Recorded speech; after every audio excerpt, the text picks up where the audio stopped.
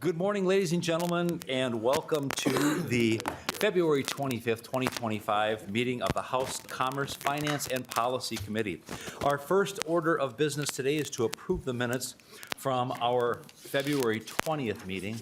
And Representative Smith, have you had a chance to review the minutes? I actually did, so I move to accept those minutes. Thank you. Representative Smith moves the minutes from February 20th. Any corrections or additions? Seeing none and hearing none, all those in favor of the motion to adopt the minutes from the February 20th meeting signify by saying aye. Aye. Those opposed, the motion prevails. We have a just a reminder for the events for this week. We have an informational meeting today on liquor and gaming. We may or may not be seeing bills of this nature as the session moves on. Given some of the action in the Senate, we may not see things like gaming in sportsbook betting. However, what they do over there is independent of what we do over here. But we wanted to get a chance to get an overview and discuss everything from the lottery to the different kinds and forms of gaming that we have here in the state of Minnesota.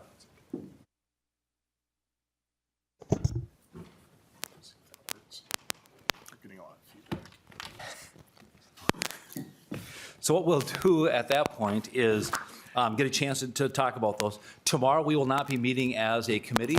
Thursday, here we go again.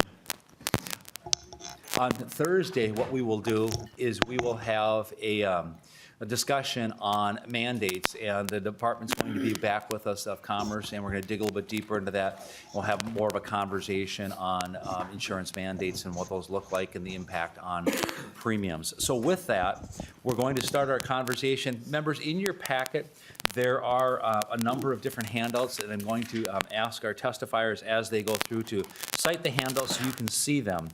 One handout that is in your packet, it says Modernization Minnesota Liquor Laws, and it looks like this. It is from the retailers, and we do not have anyone that's going to be testifying from the retailers, but they did ask to have this submitted in your packet. Otherwise, the other documents that are in your packets will have a presenter that supports and walks through those documents. So that is the lay of the land for the week. And with that, I'm going to turn it over to nonpartisan staff, who's going to take us through an overview of gaming and alcohol this morning. With that, I'm going to turn it over to Chris Clown. He's our first testifier. Welcome. If you identify yourself for the record, and then we will proceed with your testimony. Thank you. Appreciate you being here. Thank you, Mr. Chair. I'm Chris Clayman with the House Research Department. I'm here with my colleague Alex Hagler, and we're going to discuss Minnesota System of Liquor Regulation, and then Ms. Hagler is going to complete the presentation on gambling. We do have some... Mr. Combs, just for 1 second. House staff is working on the feedback issue we have with the mic. So if you can just bear with us, we'll hopefully get that resolved shortly. Thanks, folks. Mr. Clown. Thank you, Mr. Chair. We do have some publications on our website, the House Research website. If you just navigate to the Commerce section, there are 4 or 5 publications on liquor. If you're interested in learning some more details on that. If anybody needs a refresher on certain terms that are applicable in the liquor regulation area, feel free to take a look. For new members, I typically just highlight that there are 2 different kinds of retailers. On-sale retailers sell alcohol for consumption on the premises, so that's your bar or your restaurant, whereas off-sale retailers sell alcoholic beverages to individuals for consumption off the premises.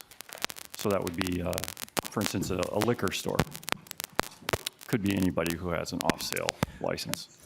Mr. Clown, I'm just going to interrupt you for a quick second here. When you talk about the retailers, the same establishment could be issued both an on and off-sale license. Is that correct? Generally speaking, that's correct. Although in some cities, if they're small enough, you can get a combination license, which allows you to do both on and off sale. But yes, typically on and off sale is not connected. There are some exceptions, again, for small producers. So for instance, a small brewer could have a tap room and at the same time make a limited amount of off-sale liquor too.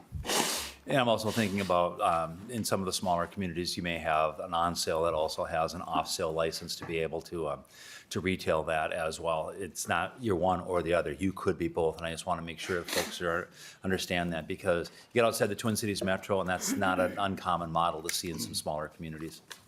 Thank you, Mr. Clown. Yep, thank you, Proceed. Mr. Chair. Yeah. Yeah, so there are certainly exceptions to that.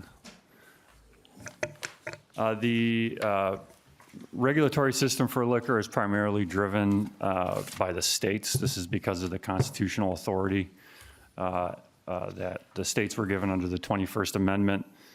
There is a role for the federal government. It is a fairly large footprint, but it's limited to permits and labeling at the federal level. Otherwise, regulation of interstate commerce is largely a state issue. There are some constitutional limitations. However, in this area, states cannot act in ways that are economically protectionistic. And so that is policed by or regulated by the federal judicial branch as well.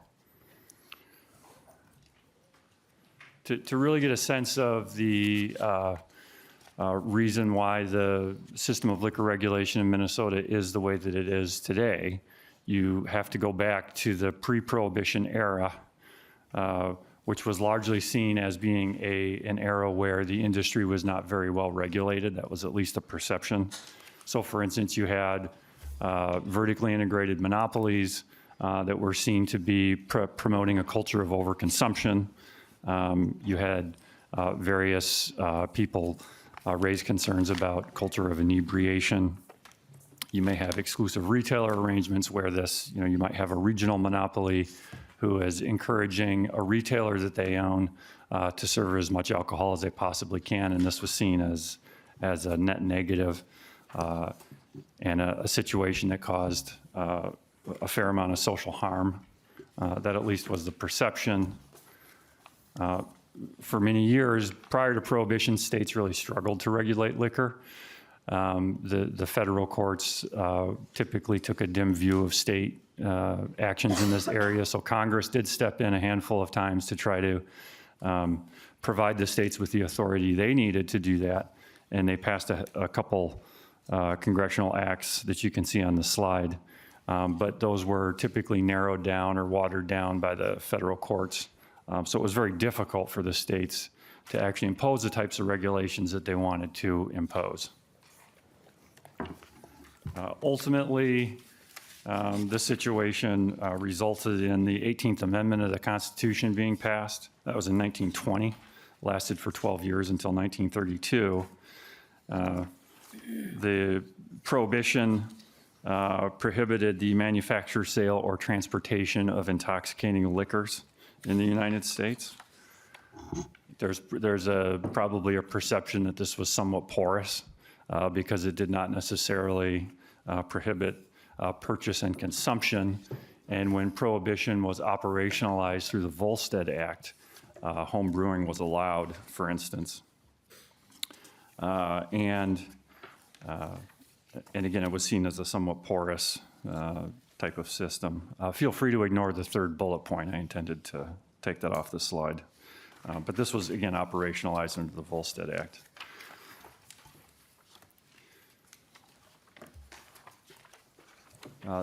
Prohibition ended in 1932. The 21st Amendment to the Constitution was ratified in 1933.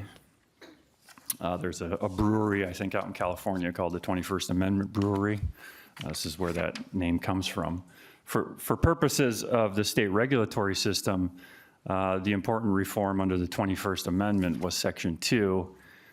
Section 2 is really the foundation of all state regulatory systems for the regulation of alcoholic beverages. And the language in Section 2 is very similar to the Webb-Kenyon Act that was on a previous slide. This is one of those acts of Congress that was never fully implemented.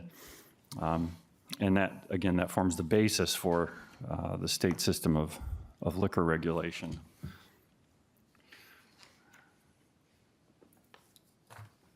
Again, now after Prohibition, states were able to figure out the way that they wanted to regulate the sale and consumption of alcoholic beverages in the liquor industry.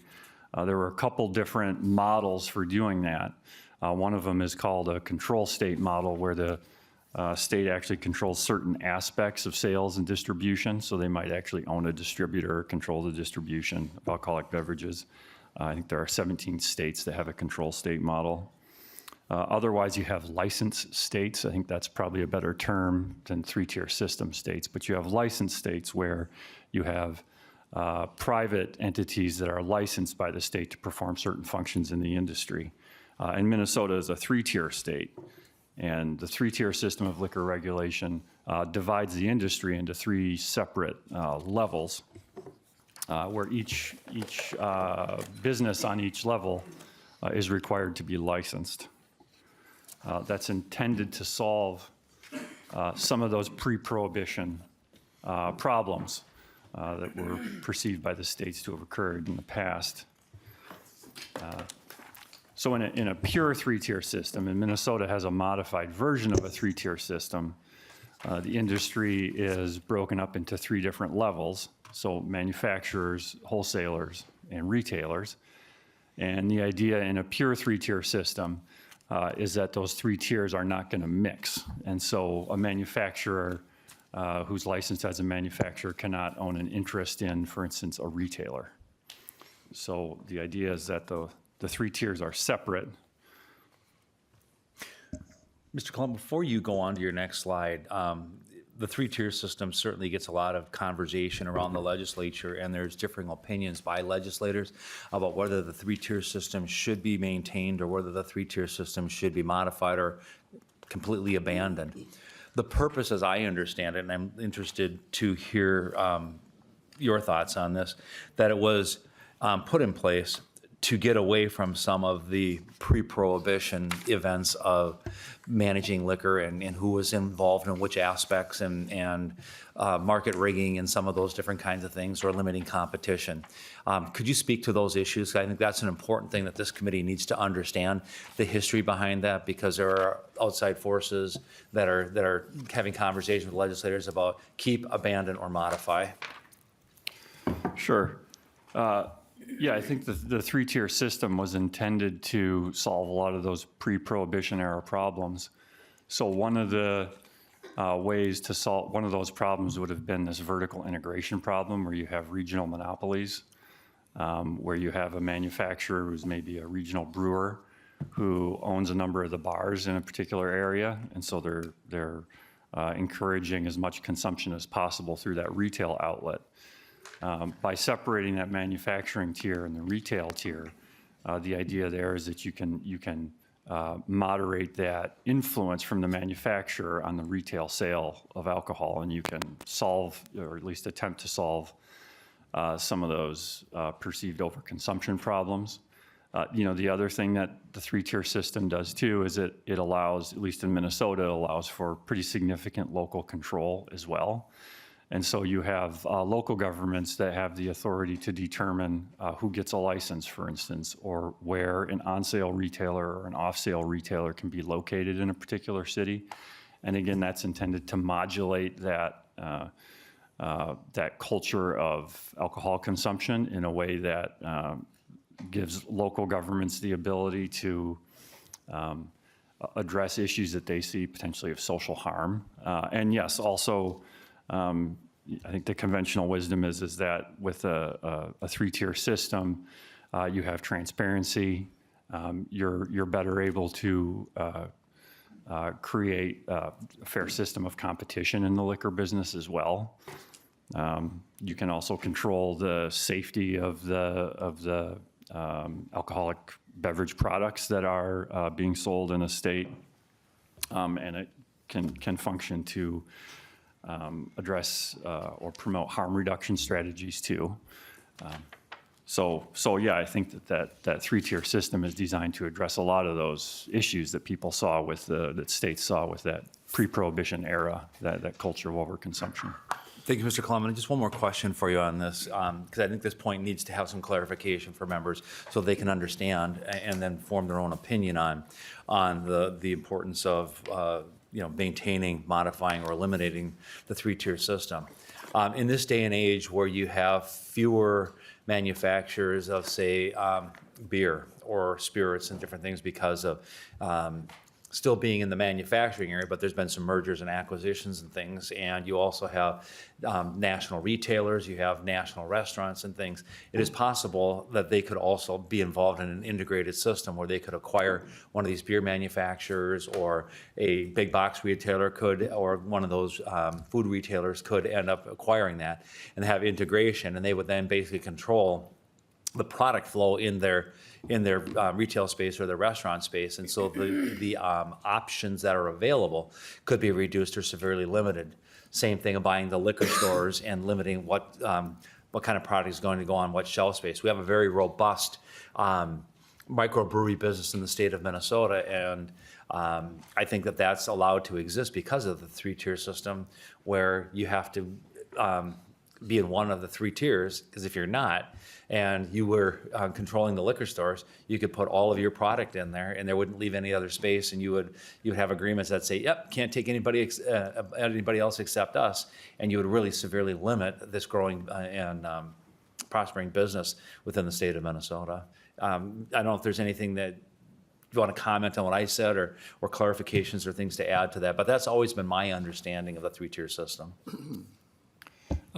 Sure, yeah, Mr. Chair, yeah, I think there's an argument that with a regulated system like a three-tier system, you get more consumer choice potentially, because you don't have one particular player in an industry that can dominate the retail sale. And so with each tier being separate, you can get potentially more competition. Consumers can go to a bar and they can get a wider array of alcoholic beverage products. On the local liquor store issue, there's a law that limits ownership of an exclusive liquor store to just one owner per city. So you can only own one per city, and I think that also probably promotes a greater range of competition, so on the retail side. And that's very important distinction as well. And the larger your city, the less impact that's going to have. The smaller your city, the greater impact is going to have if you have limitations on the number of license holders, because you may only have one license holder in a community, just given the fact that it's a smaller population base or demographic to draw from. Thank you, Mr. Klum. I appreciate that clarification. Continue if you would, please. Sure. As noted previously, Minnesota does not have a pure three-tier system. I think it's fair to characterize Minnesota's three-tier system as a modified three-tier system. And I won't go over any of the other points, but again, this is intended to solve a lot of the perceived problems in the pre-prohibition era. The third bullet there notes that there are exceptions for small producers. This is why it's, I think, fair to characterize it as a modified three-tier system. So for instance, small producers, and this is regulated in a variety of different ways, but brew pubs, microbreweries, and so forth. The regulatory system allows some of those functions at each of those individual tiers that are typically separate in a three-tier system to combine or to in some ways collapse into each other. And so, for instance, a small brewery is able to manufacture. If they're under a certain size, they can engage in some distribution as well. And they can, of course, have a tap room and make on sale of alcoholic beverages. They can even make some off sales of alcoholic beverages as well. And the history of legislation on this, I think, shows that there's a lot of effort that the legislature's put into figuring out exactly where to draw the lines in terms of functions of one tier bleeding into another tier for some of these exceptions for the small producers. Again, this, I think, reflects likely just a market shift towards small producers and microbreweries and so forth, where maybe they're coming into the industry with a different kind of economic model. And so the regulatory system in Minnesota has tried to accommodate that.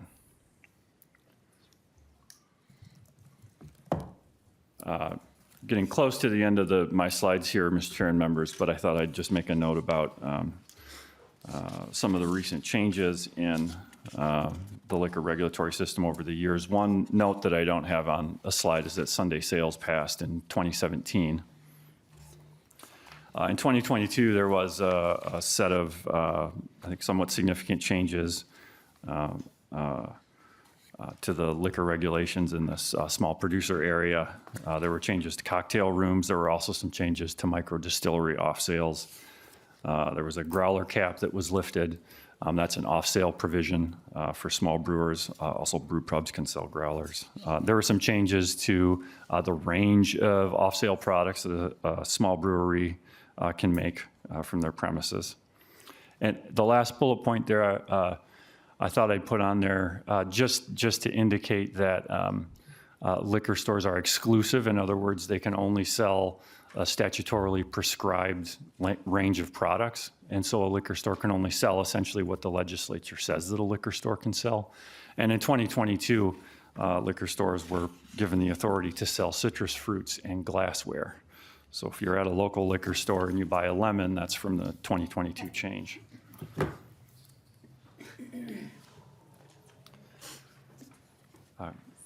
Going back to local authority very briefly, I think the gist of this is that municipalities enjoy a certain amount of local control over the liquor industry. They can control, for instance, where liquor is sold. They issue a lot of the on and off sale licenses. They can be more restrictive. Bullet 2 may be worth calling attention to. Cities, if they're under a certain size, they're able to completely control the retail sale of liquor, both on and off sale under the terms of the law, if they want to. Those are the municipal liquor stores, so they can monopolize essentially retail sale of alcoholic beverages in their jurisdiction. And this is a feature almost of a control system that bleeds into the 3-tier system that we have in Minnesota. It's like the control state slide, if you remember that. Thought I would just point out that this committee typically hears in the liquor area a number of what are called special local liquor laws. These are laws that are intended usually to address a very specific situation at a local level. It could be a state law that's preventing a local government from issuing a license that it wants to issue. It could even be a local charter provision, or potentially even an ordinance that they want the state to provide them the authority to not have to follow in order to issue the license that they want to issue. Typically, these laws don't amend the general liquor laws of the state, so it typically don't modify from a general standpoint the 3-tier system of regulation or any other aspect of that system. I think the Division of Alcohol and Gambling Enforcement is going to discuss some aspects of state regulation of liquor that they handle, but there is shared enforcement authority between the state and local governments as well. Quick note on dram shop liability. Every liquor retailer, with some very narrow exceptions, every liquor retailer has to buy dram shop liability insurance. There's a statutory right of action for harm caused by a liquor retailer. If they make an illegal sale of an alcoholic beverage to somebody, that person then gets intoxicated and causes harm, they're liable for those damages. So liquor retailers are required to purchase insurance for that. Lastly, Mr. Chair and members, I thought I'd bring up a unique feature of Minnesota's system of liquor regulation, which is 3-2 beer. Minnesota is the only state that has 3-2 beer laws on the books. It's around 4% alcohol by volume, and it's regulated with a somewhat lighter touch than other alcoholic beverages. So for instance, different regulations would apply to things like temporary licenses and so on. Mr. Chair and members, that concludes the liquor regulation part of this presentation. There are further resources if members want to take a look at those on their own. They should feel free to do so, or feel free to reach out to me if you have any questions. Mr. Klum, thank you for your time. I do want to just ask you for a couple of quick other clarifications, then we'll see if there's any member questions. There are different types of licenses that are issued, and this may or may not be within your purview, but so generally speaking, you have on sale, so you serve, sell, and consume on premises. Off sale, you purchase on site, you remove that from the premises, and it's consumed elsewhere. Periodically, the committee will get bills that are coming in that will say, for example, and there's one that's in queue this year, and we've had these before. In the Minnesota state system, they want to have a liquor license to be able to sell liquor at a sports arena. Or you'll maybe hear people saying, well, there's a caterer's license that we have, which allows a vendor to move from site to site to site and carry that license with them versus being in a fixed brick and mortar location. Could you shed just a little bit more background and light on those kinds of things? Since there are some things that are in queue that bills that have been introduced that deal with those kinds of questions. Sure. Mr. Chair, yeah, I think the first thing to say is that a municipality can only obtain a liquor license under the municipal liquor law statutes. And so if a municipality wants to obtain an on-sale license for some municipally owned facility and they want to be able to serve alcoholic beverages at that facility directly, then they'd have to get a special law in order to do that. But as you mentioned, they potentially could hire a caterer as well to do that. So there's a liquor catering license that exists. That's tied to an existing on-sale license. But that allows the holder of the caterer's license to, cater certain events under the aegis of their catering license and also under the, which is connected to that on-sale license. Mr. Chair, I'm sorry, I'm blanking on I think you had a second question on there too that I lost track Sure. of. But I use the example that from time to time we get requests for liquor license to be issued at certain facilities or certain locations. For example, Minnesota State, where they may have a sports arena or some other type of venue, or they may be hosting events where they like to be able to have the sale of on-sale alcohol there. Yep. So, Mr. Chair, members, yeah, sorry. Yeah, so I think I'd answer that question generally and just say that for on-sale licenses, those are limited to certain establishments. So a liquor license can only be issued to a person who's running a certain establishment. So, and those are statutorily prescribed. So like a restaurant or, a hotel or a bowling alley or so on, a theater. If you're want to make a, say, on sale of alcohol and you're not one of those statutorily prescribed establishments, then you can't do it unless there's some other provision that comes in and lets you do that, say, through a caterer or somebody else. Thank you, Mr. Klum. And again, number of questions. I know we have one from Vice Chair Perryman. Let me know if there's others. Vice Chair Perryman. Thank you, and thank you for being here. Can you just give a high-level discussion about when, and I'll use Total Wine as example, they have many facilities. What is the statute or what are the legal ramifications if they move product around the state to different stores? Is that allowable? Is that something we're talking about? Just wondering how that works. Mr. Klum. Mr. Chair, Representative Perryman, that's currently not allowed. So when there's a law that requires that when a wholesaler distributes alcoholic beverages to a liquor store, that they have to store that on their premises. And so they're not allowed to move that around. There have been bills that have been heard in the Commerce Committee over the years to allow a limited amount of some of those transfers. But at present, the local or the state statutes don't allow that. Follow-up, you. Representative Perryman. Thank you. No follow-up. No follow-up. Thank you. Representative Finke. Thank you, Chair O'Driscoll. Thank you for being here. Thank you for your presentation. I just am curious if you can, it's my understanding that, alcohol sales is an industry that just increases year over year. Every year we sell more liquor. And I'm just wondering, is that true? Is that true for on sale? Is that true for off sale? Can you just sort of set that landscape for me? Mr. Coleman. Mr. Chair, Representative Finke, unfortunately, I don't have that information with me right now. I can certainly I'll look into that and get back to you. Unfortunately, I don't have a good answer. I think the way to do that would be to look at tax revenue collections under the various alcohol excise taxes to see what the growth is, if any, in those industries. But so I apologize, but I'll have to get back to you in the committee on that. Follow-up, Representative Finke? Thank you, Chair. Yeah, I mean, I would appreciate that follow-up. I'm very curious if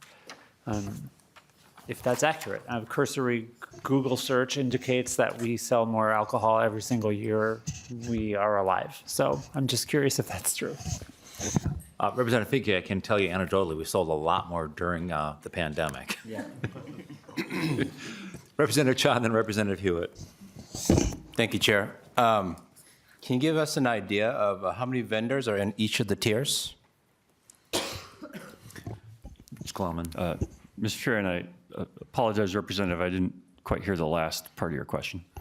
Can you give us an idea of how many vendors are in each of the tiers, the 3 tiers? Mr. Coleman, it has stumped the band this morning, isn't it? Yeah, Mr. Chair, Representative, again, I don't have that information. That's something I could certainly look into. It's possible that somebody from, I don't want to put them on the spot, but it's possible that one of the testifiers from the Division of Alcohol and Gambling Enforcement may have some idea of that information, but certainly something I can look into. Mr. Chair, my colleague, Ms. Hagler, she brought her Minnesota tax handbook with her, and so I may be able to get at Representative Finke's question. In fiscal year 2023, on the alcoholic beverage excise taxes, there was a total of $110 million in tax collections under those excise taxes. And in fiscal year 24, that went up to $112.3 million. So there was a slight increase there. But I can still get a more detailed look at that. So, Representative Cha, follow-up? No, I just, can you have someone get that information to us? Thank you. Representative Hewitt.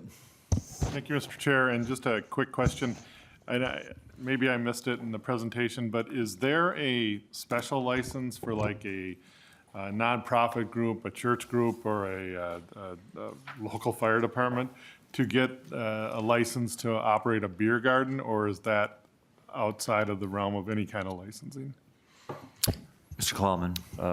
Mr. Chair and Representative Hewitt, there are, I believe that's covered by the temporary licenses, which can be issued under some very narrow circumstances for nonprofits, for instance, and a handful of other groups. And it may have to be in conjunction with some sort of community festival as well. So I think, state law does allow for temporary licenses, similar to those that you're describing to be issued. Thank you, Mr. Chair. Mr. Coleman, just to follow up on Representative Hewitt's question, that's per organization for those temporary licenses. They may be able to be issued up to, say, 3 licenses, but that doesn't necessarily mean the premises is limited to 3. For example, if you have a community center in a community or some other place, and maybe a community center is not the right idea, but you have a public building or a place where it doesn't have a liquor license and an event is being held there, maybe in a park or something along that line, you could have maybe the city festival or, the Kiwanis Club is doing an event and that's another liquor license. And then the JCs or the, Rotary Club or whatever the case may be. It's not limited to 3 times or whatever the case may be for the park. It's limited to the individual organization to the number they're entitled to. Is that correct? Mr. Chair, yes, I believe that's correct. So the number of temporary on-sale licenses is restricted under state law. But yeah, I don't believe there's anything that prevents, multiple holders of temporary on-sale licenses from operating at the same event. So if that's incorrect, I'll get back to the committee on that. Very good. Other questions for Mr. Coleman this morning? Seeing that and hearing it, thank you, sir. And we're going to move over as our slide presentation will show us to gambling in Minnesota. And we have with us from House Research, Alex Hagler. Welcome to the committee. To identify yourself and proceed with your testimony. Again, welcome. Thank you. Good morning. Thank you, Mr. Chair. My name is Alex Hagler. I'm with House Research, and I staff the gambling regulation and tax areas.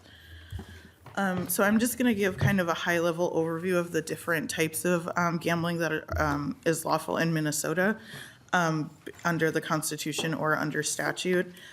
Charitable gambling is statutorily authorized under Chapter 349. And then the state lottery is authorized under Chapter 349A. The parimutuel horse racing is authorized under the Constitution and also codified in Chapter 240, as well as the card club operations that racetracks are able to operate. And then lastly, there are tribal casinos that operate here in Minnesota as well. For charitable gambling, under statute, certain charitable organizations are authorized to conduct charitable gambling. This is also called lawful gambling. Organizations are required to be licensed to do so and need to obtain a permit for the premises on which they conduct their games. Some organizations own their own buildings, and some organizations lease their buildings or space at a bar or restaurant to conduct the games. Booth operations involve an employee of the organization in some kind of enclosure where that is separate from the food or where drinks are sold. Bar operations involve an employee of the bar or restaurant providing the sales and prize redemptions for the games, and some organizations operate both types of operations. Authorized games that are allowed to be played are pull tabs, paper and electronic bingo, paddle wheels, raffles, and tip boards. Statute dictates how the licensed organizations are able to spend their gross proceeds from the gaming activities, which is their gross receipts minus prizes paid. They're divided into allowable expenses and lawful purpose expenditures. The allowable expenses have to relate to the conduct of gambling and usually involves compensation to employees, rent paid for their booth or bar operations, and game development, whereas lawful purpose expenditures include taxes and contributions to their charitable missions. The agencies that oversee charitable gambling, there are a few. The Gambling Control Board issues licenses and permits. They conduct audits and approve games. The Department of Revenue collects taxes and also conducts audits when necessary. And then the Division of Alcohol and Gambling Enforcement investigates illegal activity and criminal violations, and you'll be hearing from them later on. The state lottery under Chapter 349A is overseen by its own state agency, the Minnesota State Lottery. Lottery tickets are sold by licensed retailers in person.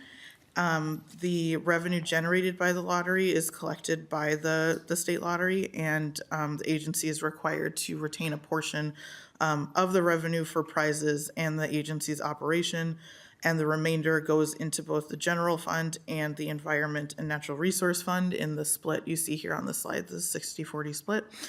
And that's a constitutional dedication to that environment and natural resource fund. There's also an in lieu sales tax that the state remits to, or the agency remits to the general fund, and those they're just divided between various legacy funds, the majority of that revenue.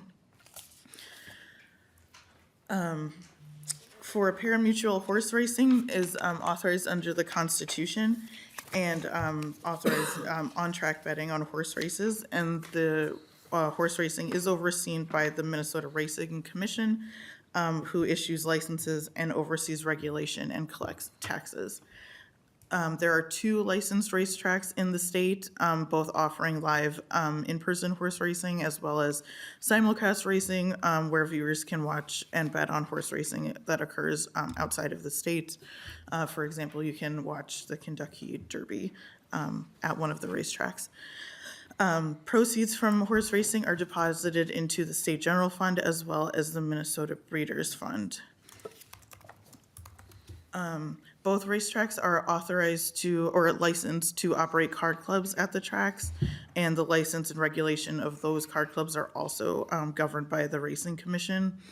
Currently, there are card-themed table games authorized there that include table games and electronic games. And a portion of the revenue generated from the card club is required to be used for purse payments. For tribal casinos, there are currently, I believe, 19 tribally operated casinos throughout the state, operated by the 11 federally recognized tribes in the state.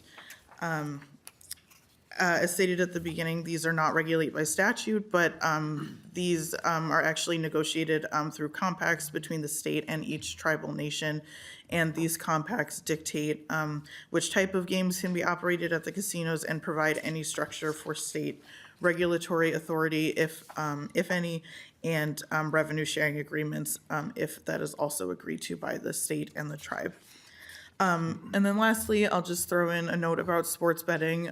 Since the 2018 Supreme Court case that held a federal law prohibiting states authorizing sports betting to be unconstitutional, since then 39 states have offered either retail or mobile sports betting or both, but it still remains unlawful in Minnesota.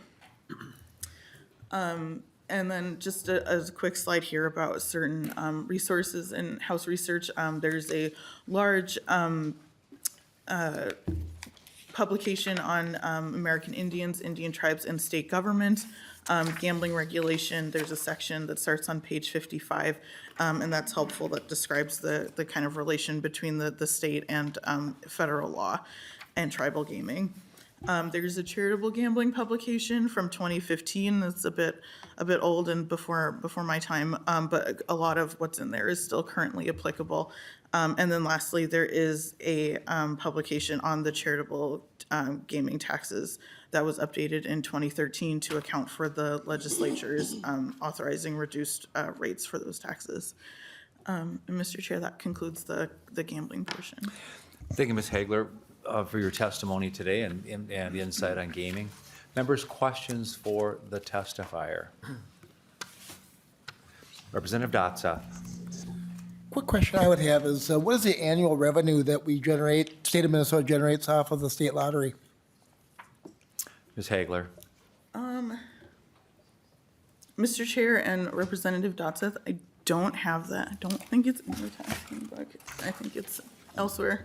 But I will get back to the committee with that number for the state lottery. Right? Okay. Yeah. Thank you. Representative Dotsa, follow-up?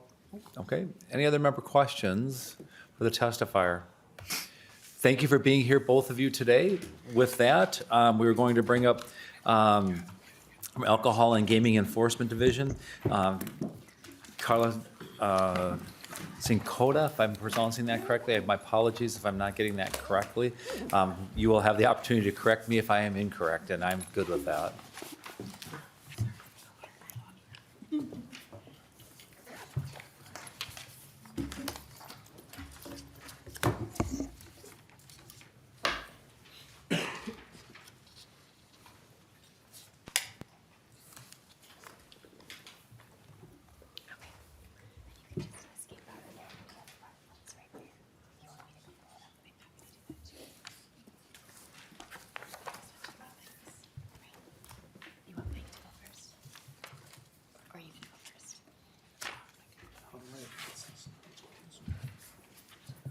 You just push the right arrow.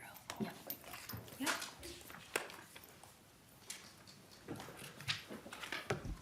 Good morning and welcome. If you'll go ahead and state your name for the record, and then we'll proceed accordingly. And Yes. then, Mr. McManus, we'll get to you at the time that it's in your presentation as well, correct? Correct. Thank you. Yeah, I just want to make sure that on the agenda, that people know that both of you were up there at that time, and then we'll bring you on when it's your part of the presentation. Thank you. Mr. Chair, I need to apologize. Our slide deck is a little out of order. May I have just one moment? Absolutely. Take as much time as you Are we need. starting with the gambling? Okay.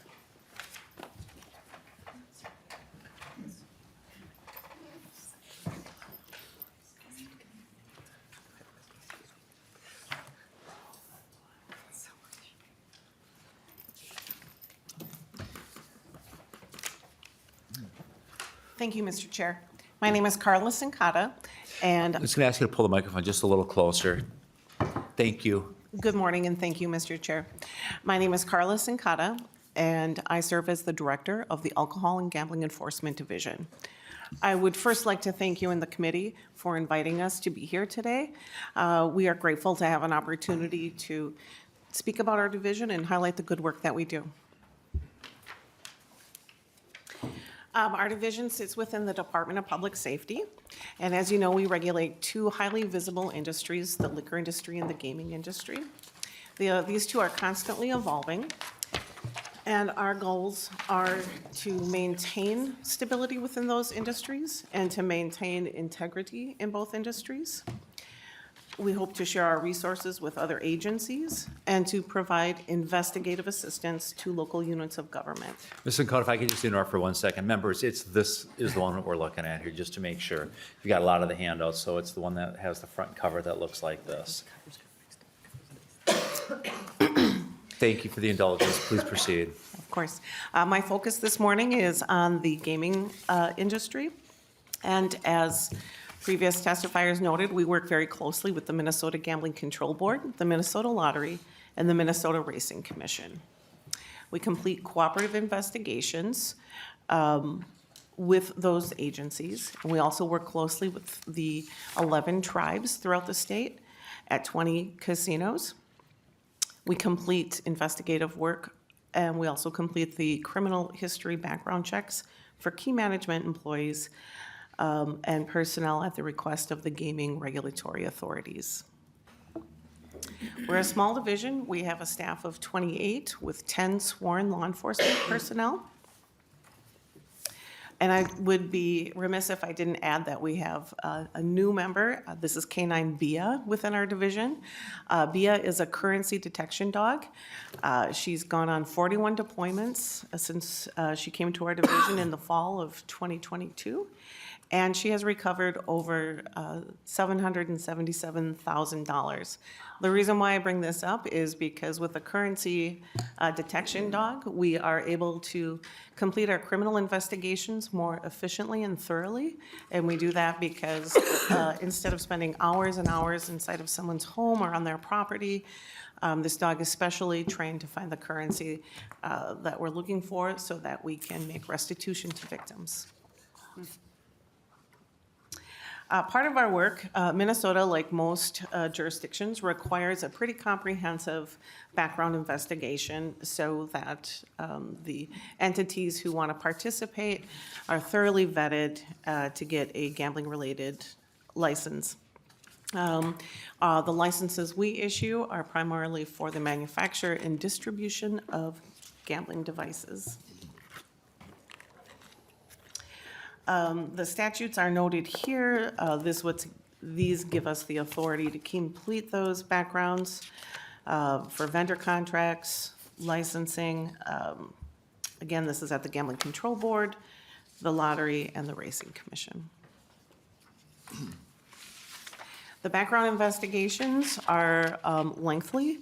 They usually involve a pretty thorough look inside of a person's their personal finances, the business, corporate business finances, financial relationships and associations.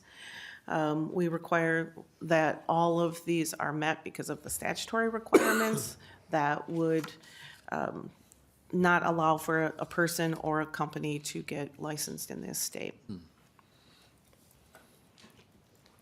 As noted earlier, we provide investigative assistance to local units of government. Gambling laws, state and federal, are complicated. They're kind of putsy, and these investigations can be long. Oftentimes, local authorities don't have the time or the resources to put into these type of specialized investigations. We wanted to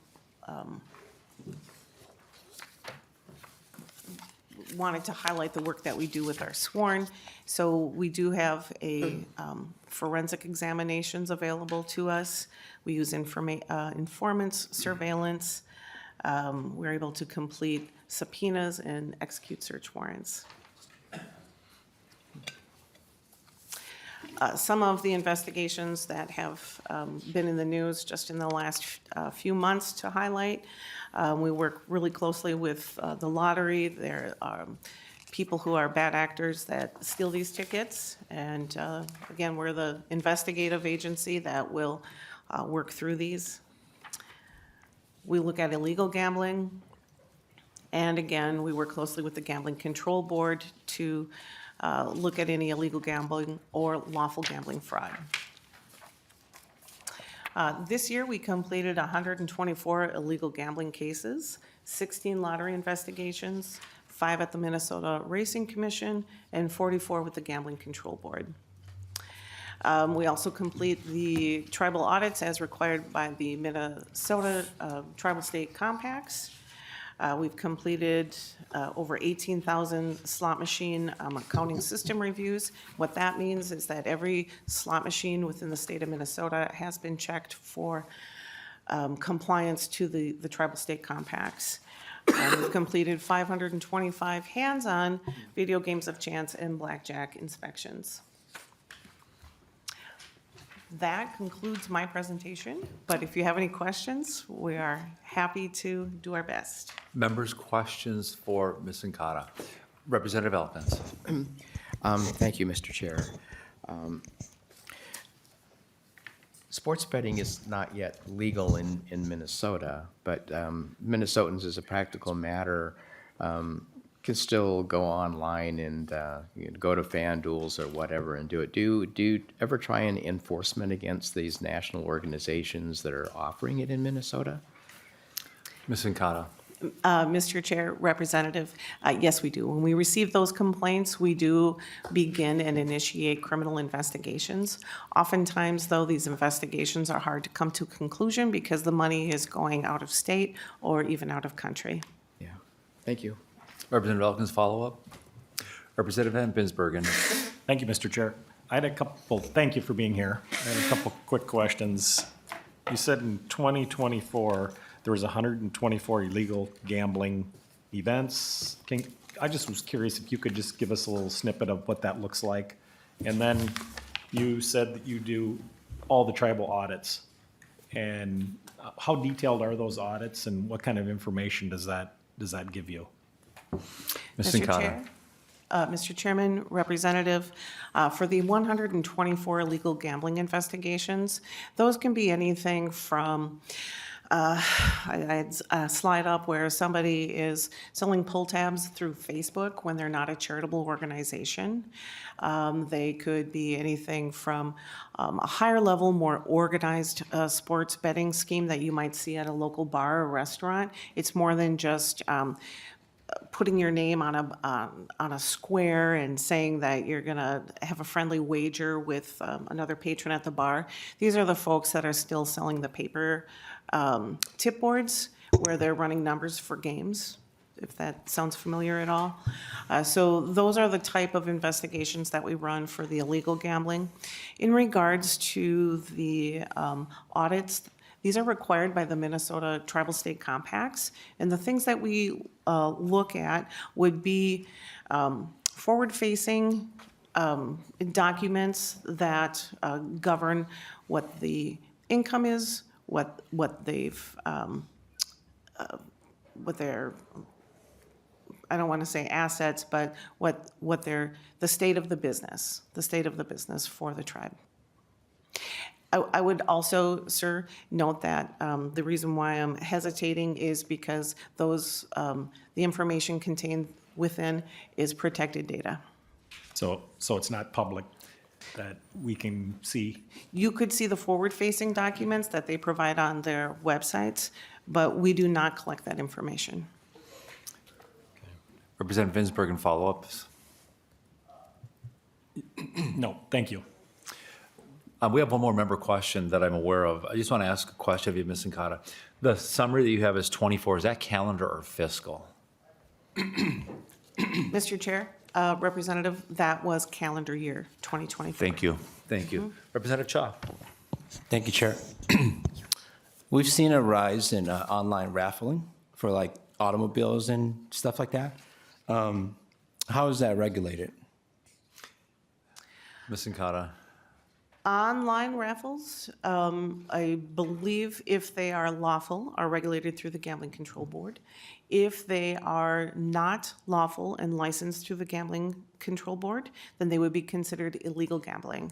If we receive a complaint about that, that is something that we investigate cooperatively with the Gambling Control Board. Representative Cha, follow-up? No, thank you. All right, I see no other member questions. Oh, I'm sorry, yes, Representative Hewitt, I did have you on the list, my bad. Mr. Go Chair, ahead, I know you're in a Representative Hewitt. hurry, and I'll make this a quick question. Recently, I had a charity in my area that actually had a fairly sizable amount of theft from a burglary.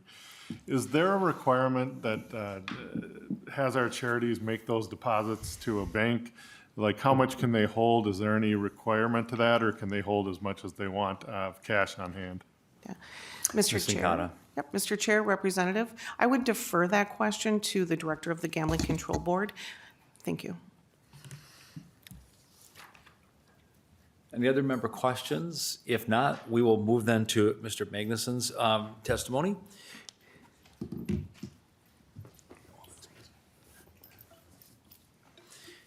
And again, then we have Ms. Laura Wade, who will finish the formal part of the presentation. If there's anyone present who would like to offer some input to the committee, we'll have a little bit of time at the end for that as well. Mr. Magnus, if you would go ahead and introduce yourself for the committee and proceed with your testimony. Good morning, Mr. Chair. And just to members double of- check, is this going to be your packet? That's the one, Okay. correct. Excuse me.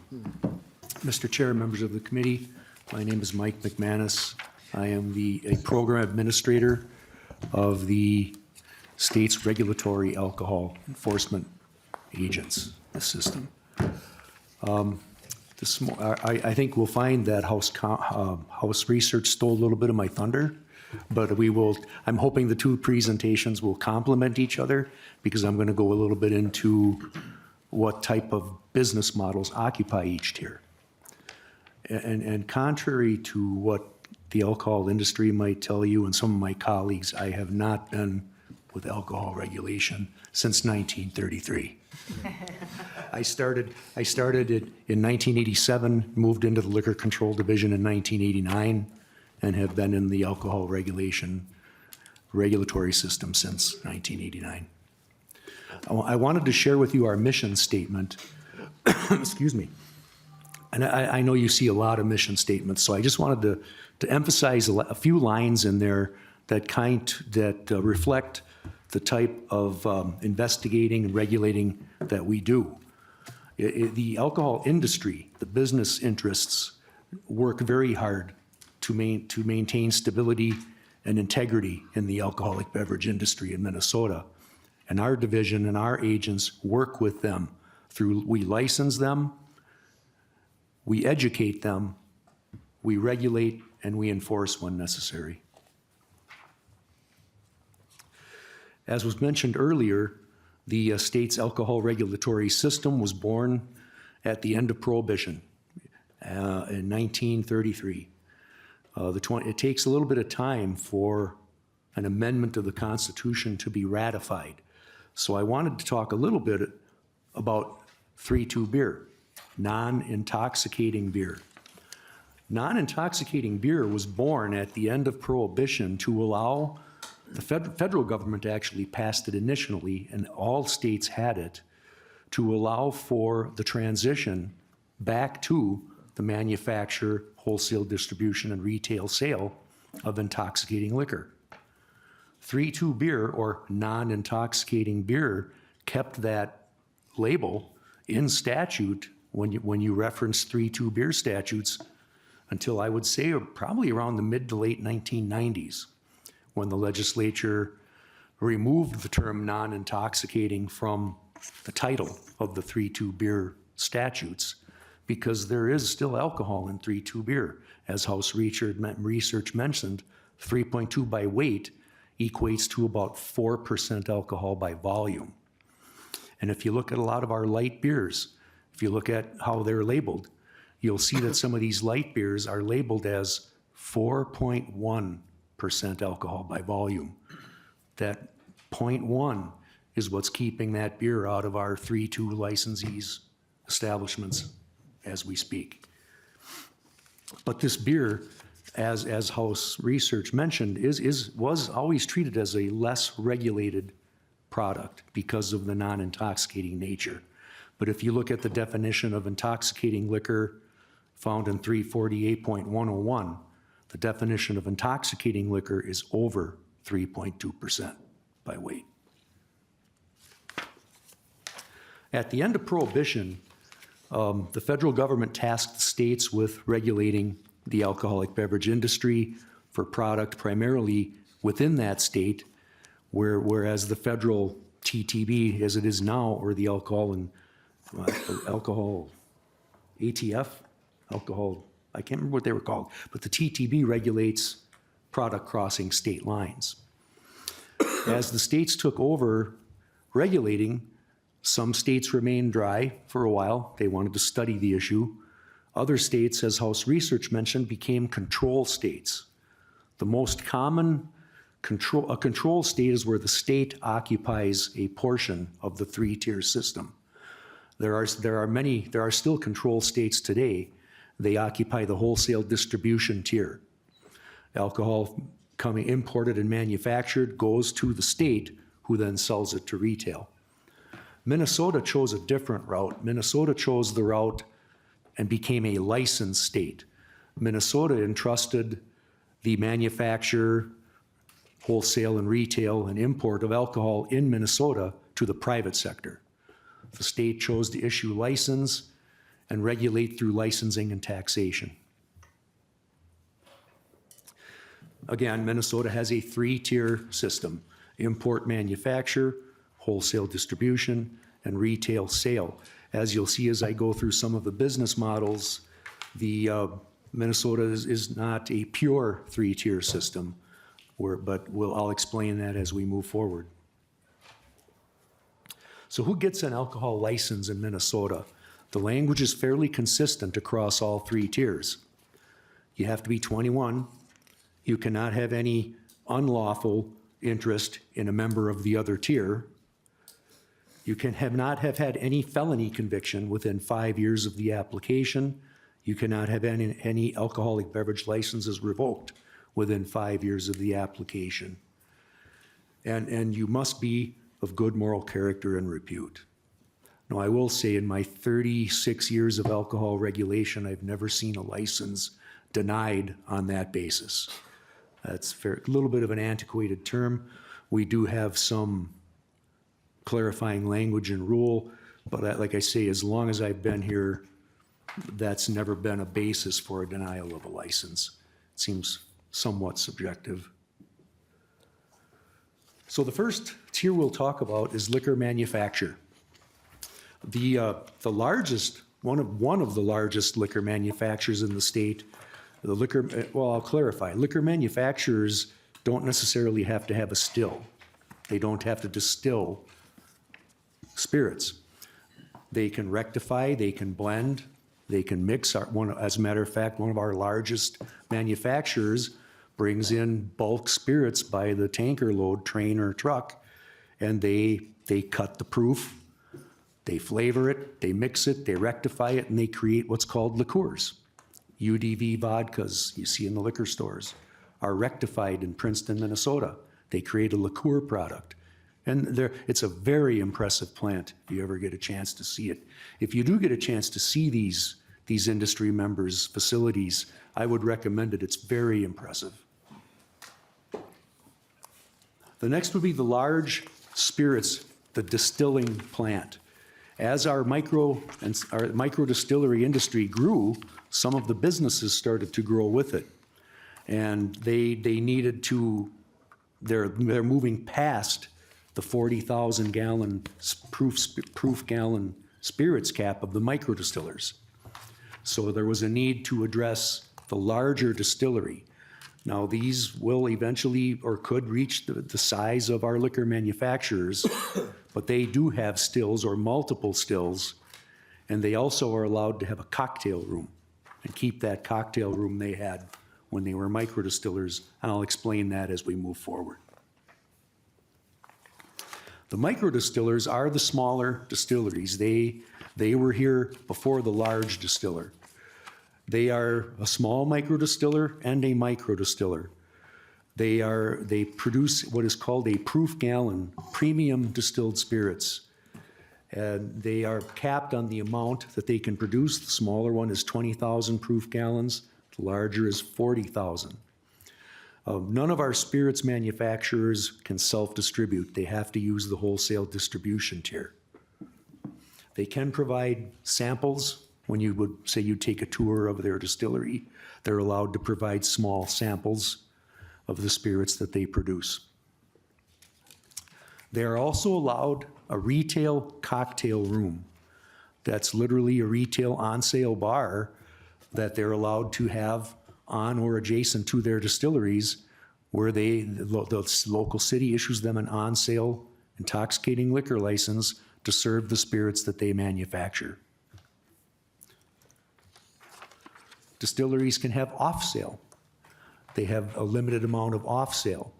They can sell up to 750 milliliters of spirits in varying package sizes, with the 750 bottle being the top largest size, to any one person on any day.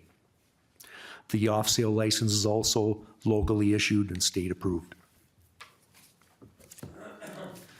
Our brewers, we have 3 classes of brewers. We have the micro brewer that can produce up to 2,000 barrels annually. We have the small brewer that can produce up to 3,500 barrels annually.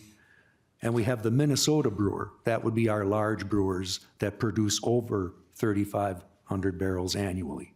They can produce as much beyond that as they wish. The brewing industry can distribute with a wholesale license up to 20,000 barrels annually. And I will admit, when I meet with brewers, once they reach that large brewer, they'll tell me they don't have a lot of interest in wholesaling anymore, because wholesaling's a lot of work. Anyone that worked in the wholesale industry, a fleet of trucks, hauling kegs of beer and cases of beer up and down stairs and into coolers, the large brewers will tell you, you know what, we need wholesalers for that. Brewers are allowed on-sale tap rooms. Like the microdistillery, the tap room is a city-issued on-sale license. They can be located on or adjacent to the brewer. All of our Minnesota brewers can have a tap room. The cap on being able to get a tap room is 250,000 barrels annually. Our largest brewers are not near that cap. So all of Minnesota's breweries can have a tap room. Again, city-issued. Brewers are allowed off-sale growler, they're allowed a couple different off-sale licenses. They can have a growler off-sale, which is a specific package. It is a 750 milliliter bottle or a 64-ounce container. Under federal law, a bottle includes cans, which allowed the state to allow our brewers to sell crowlers. A crowler is an aluminum 750 milliliter can, similar to the bottle. That was important back, I would say it was like 2012 or 14, there was a bottle shortage. And our brewers, our micro brewers were running out of, the large brewers like to buy up the inventory. So the small brewers needed something in addition to glassware to put their beer in. So crowlers were born. There's sealed requirements and labeling requirements. The consumer needs to know what they're getting. The smaller brewer, the micro brewer and the small brewer, have the option of also a package off sale, where they can sell the same types of cans and bottles that you might see in a liquor store in those sizes. Most of our brewers are opting, these are 2 separate off-sale licenses. And most brewers keep it that way, because you'll notice there's a limit on the number, 128 ounces per day of these canned and bottled products. If you didn't have the independent growler off sale, your growlers would also be subject to that limit. So this language literally allowed the brewers to have both off sale options. They can hold both licenses. We have our wine manufacturer. When I started 100 years ago, the wine manufacturers were they were literally wine manufacturers that might be doing, we had a couple up north that did large production. What you might see more now is a wine manufacturer, a craft winery located in a city. As we'll be getting to, but Minnesota, the majority of Minnesota's wineries are farm wineries. But if you're not on a farm, you'd have to be a wine manufacturer. So your winery might be located in a city, and it might be a craft winery, a smaller scale. The wine manufacturers, like the farm winery, can retail the wine that they produce from their winery at on and off sale without an additional license. That's found in Minnesota Statute 340A 301. It's hidden in there, so you have to look for it. But our wine manufacturers have that same right as our farm wineries. They cannot wholesale. The farm winery truly is the one license that I can think of that crosses all three tiers. The farm winery is literally is for a farm. It's on agricultural land. They manufacture, they're limited to 75,000 gallons of wine a year, whereas our wine manufacturer has no limit. They also can retail the wines that they produce at on and off sale with no additional licenses. They can also wholesale to retail, other retailers in the state, the wine that they manufacture with no additional license. And they can also apply for a retail on-sale intoxicating liquor license issued by the city or the county to sell other alcoholic beverages at retail. So it truly is a license that crosses all three tiers. What people don't talk about a whole lot is the importer's license. The importer also occupies the manufacturing tier because the importer license is for product imported into the state. So Anheuser-Busch, Brown-Forman, they're manufacturers in their home state, but they're licensed as importers in Minnesota. And they import their product to wholesale in Minnesota, who then sells to retail. All product manufactured or imported into the state must have a brand label registration within the state. That lets us know what it is, who made it, and what's in it. And it's an online system that retailers can look at, law enforcement can look at. You can search a product and find out who brought it here, what's in it, what's the alcohol content. Where that's important sometimes is with retail licensing.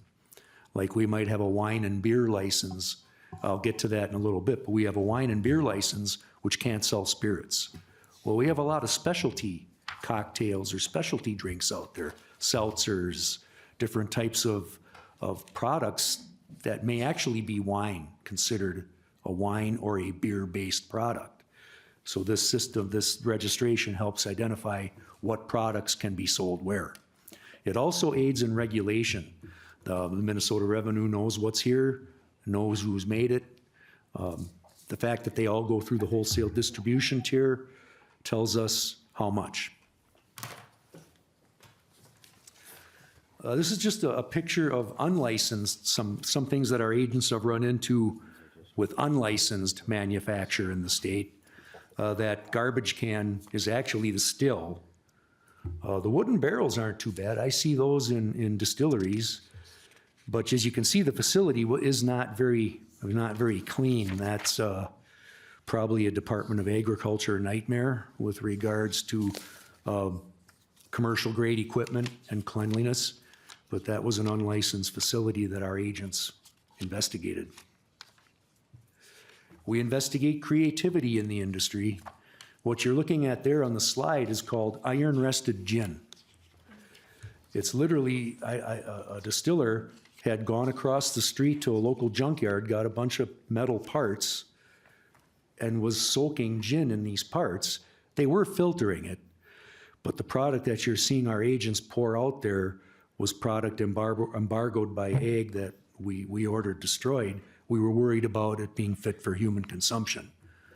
I don't really want to get a tetanus shot before I have a glass of gin.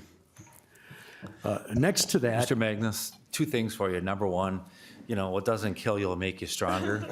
But we do have one more testifier, and I do want to take a little bit of public testimony today, and I know you've got maybe 12.5 slides left. Sure, So, I can. if I could just ask you, I don't want to rush you, but I just want to kind of help manage the clock here for folks today, so. No, Mr. Chair, thank you. I need all the help I can get. I can be windy, so.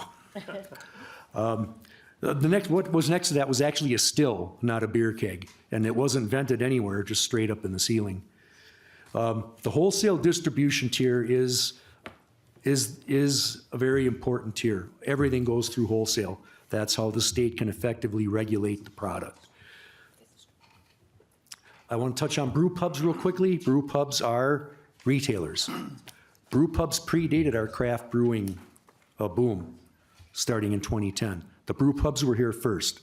If you think about it, think about a brew pub as a retailer with a limited amount of rights to brew beer for the bars and restaurants that they own, whereas our production brewers have a limited amount of retail. We'll get into the retail licenses. They are local authorities issue and collect fees for these licenses. The 3 2s, on sales, as was mentioned earlier, the city can occupy the retail tier with municipal liquor on or off sales, and the cities issue temporary licenses, what we talked about a little earlier. Cities may be more strict than the state. They do this, they might put limits on how many licenses they allow in their jurisdiction. A license is required to sell alcohol commercially or serve it to the public.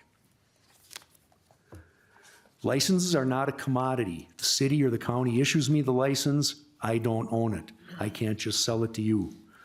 I would sell you my business and surrender my license to the city would reissue it.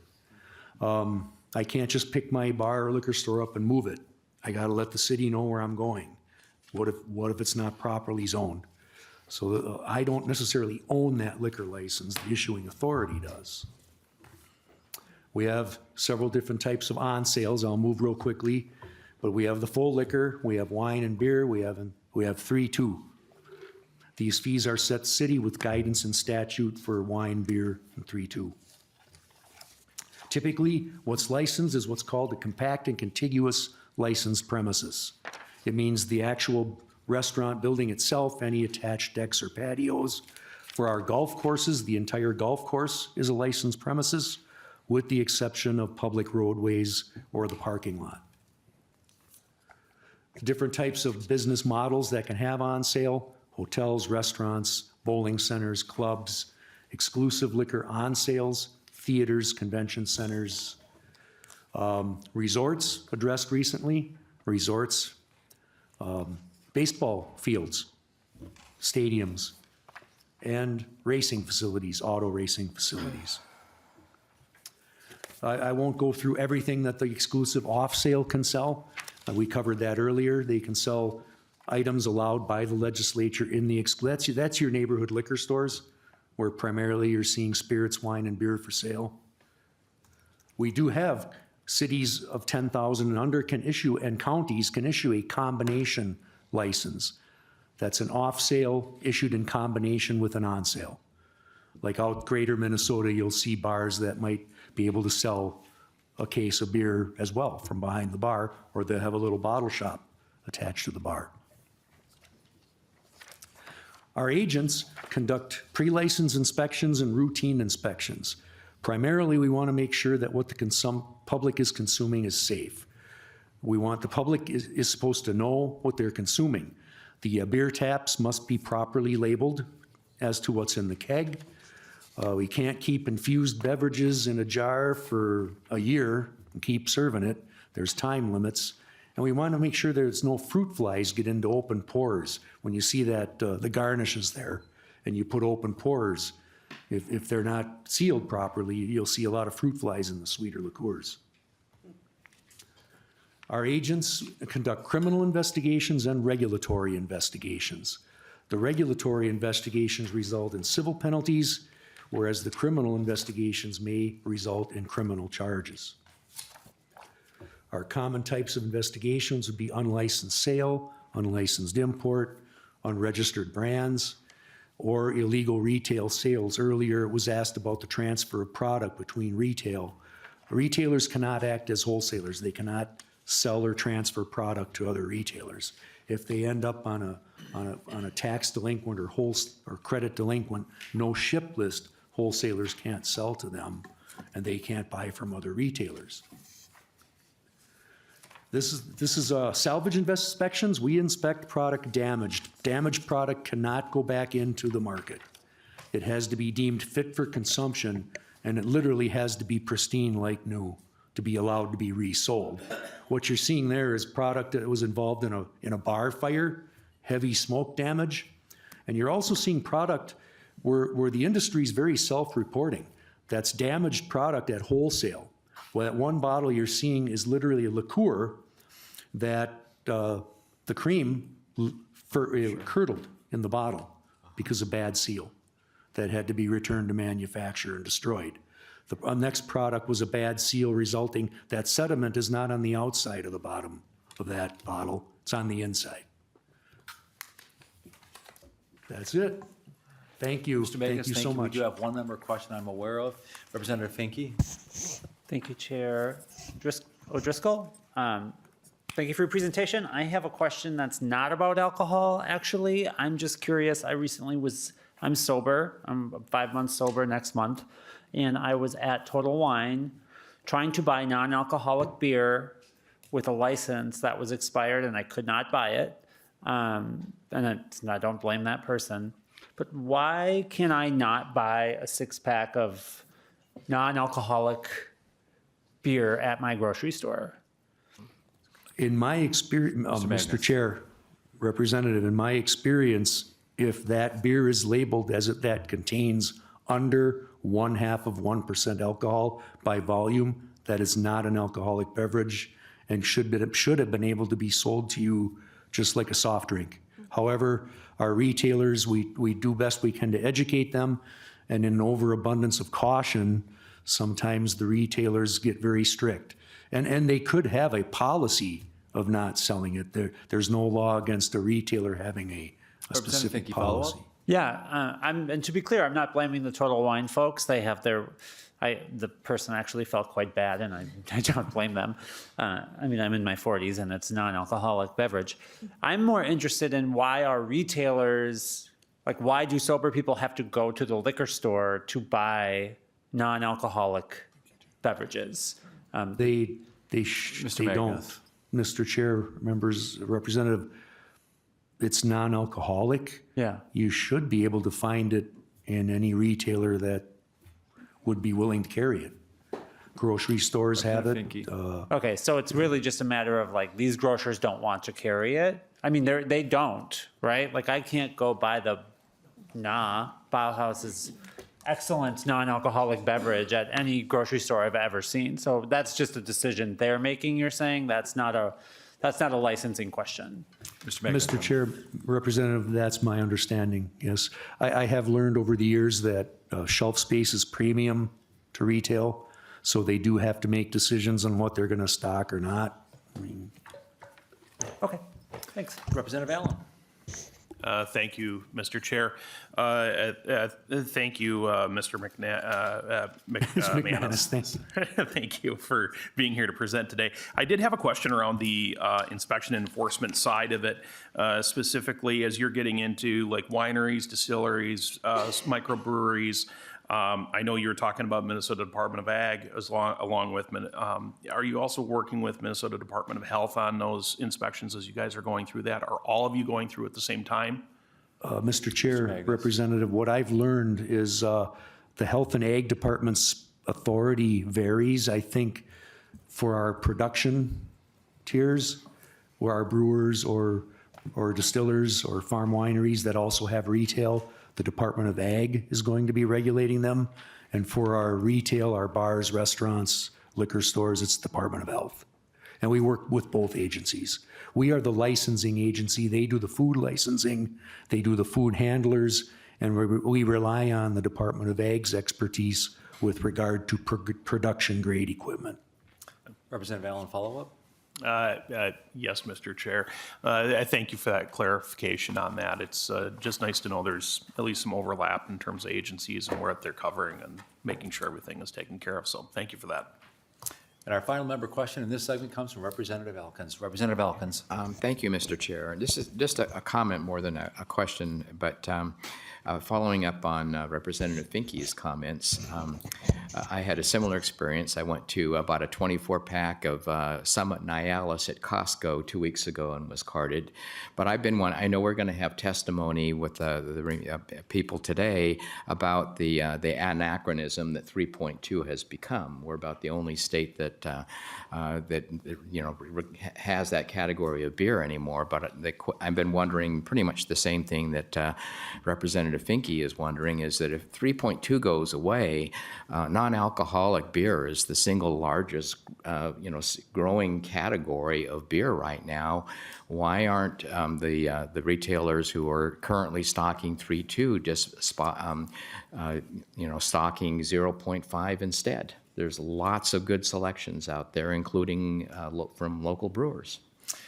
Representative Elkins, that is a question for the retailer and for their business model, I would suspect. And if they see a shift in a market, they will probably shift toward that market. But again, that's the business's decision. As Mr. Magnus said, that they may choose other product mixes. And I think he said as shelf space is premium. So yeah. With that, thank you both for your time here today. And our final presenter this morning on our agenda is Laura Wade from the Minnesota Gaming Control Board. And again, if there's anyone who is interested in sharing some thoughts here towards the end of the committee that's from the audience today or from the public, we'll certainly give you a couple moments here as well. Yeah.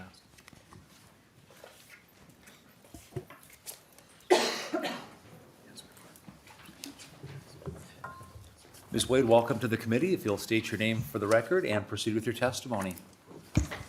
Thank you, Mr. Chair. My name is Laura Wade. Thanks for having us here.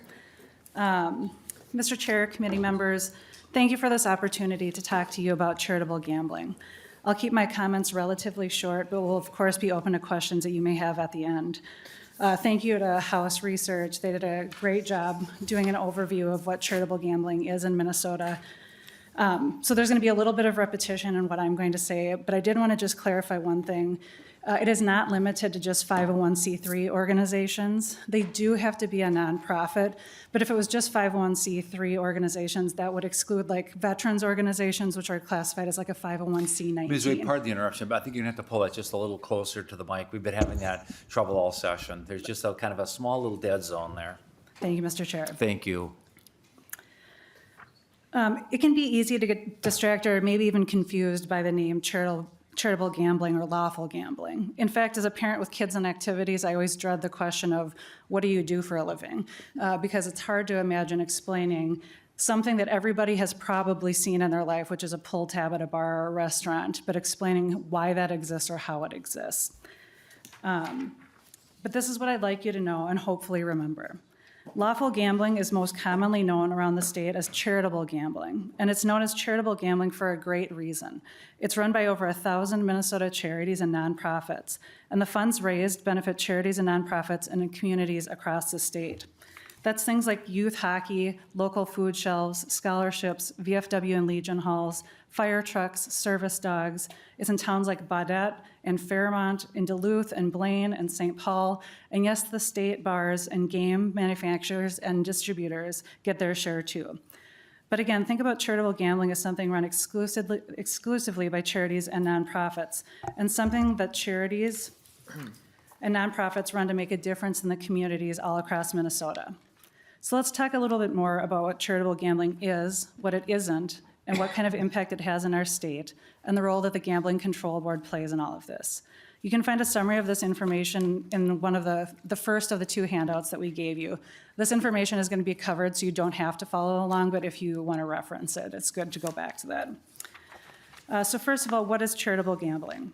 Charitable gambling is conducted primarily in bars and clubs and consists of pull tabs and bingo, and those are paper and electronic versions of both of those, raffles, tip boards, and paddle wheels. It is these 5 games, and that's it. But that combination of those 5 games made a $4.9 billion, that's a B, $4.9 billion industry in Minnesota last year. That's the largest in the nation. And because it's something confusing, let's take a minute to say what charitable gambling isn't. It's not the lottery, it's not the tribal nations casinos, and it's not horse racing. Charitable gambling is the 4th leg of the table, but that leg is $4.9 billion in sales, that pays at almost $4.2 billion in prizes, that sends $170 million to the state, and that last year made roughly $140 million available for community needs across Minnesota. Things like $17 million for youth activities and sports, almost $8 million for education and scholarships, $4 million to address the challenges of our citizens with disabilities, to fight poverty, and to fight homelessness. $140 million is a big number. Any number with 7 zeros is an impressive number, but impressive doesn't always mean important. What's important are the people this funding is helping and the difference this funding is making for our communities. The places across the state where charities and nonprofits are creating the charitable and charitable gambling. In Eveleth, the Eveleth Elks has given away close to $250,000 each year to their town and surrounding communities. One of the largest donations they've made recently was to the City of Eveleth Emergency Services Department to upgrade the equipment on the local ambulance. But thanks to the mutual aid agreement, these improvements won't just serve Eveleth. They'll enhance emergency responses across 10 surrounding communities and townships. That's the charitable and charitable gambling. In Waseca, they just celebrated the 75th anniversary of the Waseca Sleigh and Cutter Festival. 75% of their budget comes from charitable gambling funds. Participants came from throughout the country and surrounding area. Hundreds marched in one of the largest parades that they've ever had, and thousands lined the parade route. It's the longest running such event in the nation. That's the charitable and charitable gambling. And in Ham Lake, the Ham Lake Lions Club was able to help the Ringler family buy a specialty built bicycle for their daughter, Olivia, who is living with a degenerative disorder that has no known cure. This isn't just any bicycle. It's being custom designed and built for Olivia in Germany, and it should ship this month, arriving in plenty of time for the family to be able to spend a summer biking together. That's the charitable and charitable gambling. We have 1,160 licensed organizations across the state of Minnesota, another 3,000 that use special permits to conduct smaller events. The impact is real and it matters. So how does the Gambling Control Board fit into all of this? I became the executive director of the board almost a year ago, but I'd previously spent 10 years working with the agency. And I came back to the agency for 2 reasons. I know what a difference charitable gambling makes in these communities, and I also know that the industry, for it to work, it has to have integrity. And that's what the Gambling Control Board does. We create the resources and regulation that make sure that this $4.9 billion, all cash for the record, industry runs fairly and effectively. This includes site inspections, compliance reviews, licensing restrictions, investigations, game approvals, education and outreach, and like today, providing information to the general public, lawmakers, and stakeholders. We have a staff of 50, a budget of $6 million, which comes from regulatory fees paid by our licensees. We have offices in Roseville, Firkes Falls, Hibbing, and Mankato. And to do this work, our regulatory staff drove just over 65,000 miles last year, which is enough mileage to drive around the world almost 2.5 times. But we're happy to do that to make sure that our industry runs with integrity. People only play games like pull tabs and bingo when they know that the games are fair. And last year was another record breaker for charitable gambling activity. So that's a very short introduction to the Gambling Control Board, and more importantly, to charitable gambling. I'd like to take a minute to update you regarding the legislative changes the legislature made in 2023. This is the second handout, and there were 4 main parts to that bill. The first was restrictions that were placed on certain features of electronic pull tabs. There was a reduction in the number of organizations required to have a CPA audit each year. There was a tax cut and a cap on how much distributors could charge for electronic pull tab games. The electronic pull tab game restrictions became fully effective about 8 weeks ago, so on January 1st. And our very preliminary data shows a decrease in January and February electronic pull tab sales compared to last year. However, sales across all gambling forms have been down slightly since November, making it difficult to determine how much the restrictions themselves accounted for the downturn. And just in the last couple of weeks, there are indications that sales might be rebounding. But basically, at this point, it's too early to tell. Our data sample is really small. Next, there was the reduction in the number of organizations required to have a CPA audit each year. Because organizations won't see the effect of audit changes until later this year, FY26, we don't yet have any data on those savings. There was also an organization tax cut, which went into effect the beginning of FY24. And last year, organizations paid about $16 million less in taxes than they would have without the change. And finally, at the beginning of FY25, the cap on how much distributors can charge for electronic pull-tab games became effective. That rate cap will save organizations roughly $14 million per year. And I wanted to quickly address the problem gambling in terms of how the Gambling Control Board is directly involved with that or indirectly involved with that. So for charitable gambling organizations, they're required to have the 188-HOPE phone number listed on their house rules, so that has to be available to all players.